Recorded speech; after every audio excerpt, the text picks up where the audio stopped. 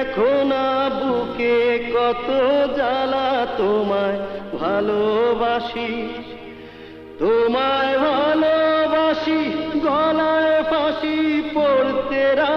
বাস্তবতা থেকে একটা জিনিস শিখেছি, চুপচাপ মেনে নিলে সবার কাছেই ভালো থাকা যায়। কষ্টে থাকা মানুষগুলো সব সময় একটু বেশি হাসি খুশি থাকে কষ্টগুলো লুকানোর জন্য। আকাশ রং বদলায় সে তো মানুষের প্রয়োজনে, মানুষ রং বদলায় নিজের স্বার্থের কারণে।